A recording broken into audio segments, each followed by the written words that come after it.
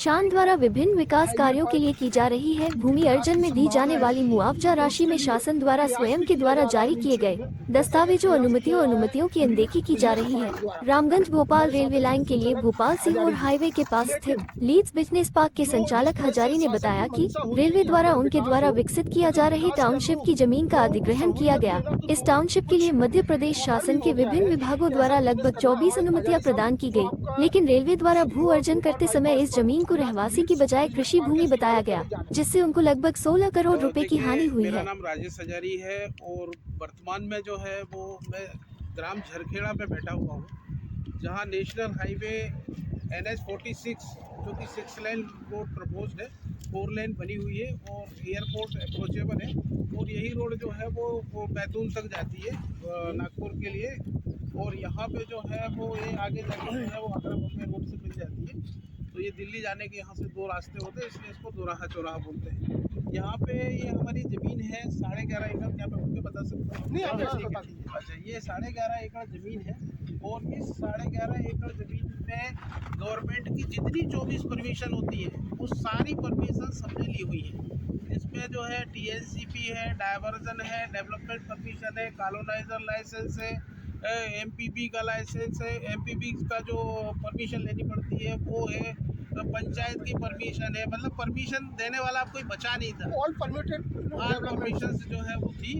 और SDM द्वारा जब हमें ये पत्र मिला कि यहाँ पे जो है वो पीछे रेलवे आ रही है, हमने इसका बहुत ही जो है वो इसका बोझ किया कि कॉलोनी के बीच में से रेलवे निकल जाएगी तो कॉलोनी 2 भागों में बढ़ जाएगी और हमारे कस्टमर जिनने रजिस्ट्री करा रखी है और जिनने ये लिया हुआ है उनके लिए बहुत भारी नुकसान हो जाएगा। उनका गरीब लोग है वो, उनका अपना सपना था कि वो छोटी सी रकम इकट्ठा करके जो है वो यहाँ पे प्लाट खरीदे, अपना आशियाना बनाए, मगर उनका किस्मत ऐसी कि गवर्नमेंट ने ऐसा खेल खेला कि वो सब बर्बाद हो गए। तो और आज भी जो है वो ऐसे समय में मैं उनको कैसे कंपनसेट कर सकता हूँ? ये कितने कस्टमर्स हैं जिनको इसका रेलवे लाइन में जाना पड़ा? और रेलवे उनकी तो जो लिस्ट है मैंने ऑलरेडी जो है कोर्ट में सबमिट कर रखी है। अच्छा, तो इसके ना एग्जैक्ट जो है वो करीब 40-45 लोग। तो रेलवे ने कंपनसेट किया है क्या? रेलवे ने कोई कंपनसेट नहीं किया है। SDM द्वारा खुद के द्वारा दी गई सारी अनुमतियों के बावजूद रेलवे को बताया गया कि एग्रीकल्चर जमीन है और जो करोड़ों का नुकसान हुआ उसकी जगह 10-15 लाख रुपए कंपनसेशन में दे रहे थे। वो कंपनसेशन में हमने नहीं लिया, वो हमने न्यायालय सीहोर की शरण। इसकी पिटीशंस लगाई आपने? इसकी पिटीशन लगाई हुई है और इसके जस्ट पास से गैस लाइन डाल दी गई जो कि प्लाटों पैसे निकाल दी गई। उसके मुआवजे के लिए भी जो है वो हमने ऑलरेडी गवर्नमेंट के लिए कोर्ट में जो है वो केस डाल रखा, जबलपुर हाई कोर्ट से वो संचालित हो रहा है। मगर दुख की बात यह है कि सरकार जो भी चीज़ें अधिग्रहित करती है और जो उसके नियम कायदे बनाती है उसी नियम कायदों पर सरकार नहीं चल रही है।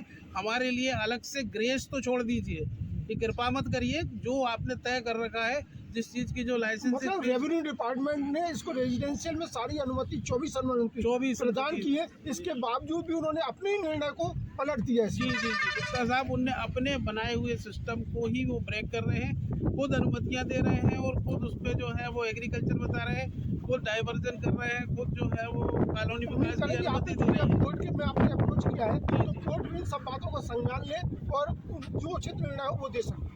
जी संभावना जो है न्यायालय ही आखिरी रास्ता होता है, इसलिए न्यायालय में हम गए हुए हैं।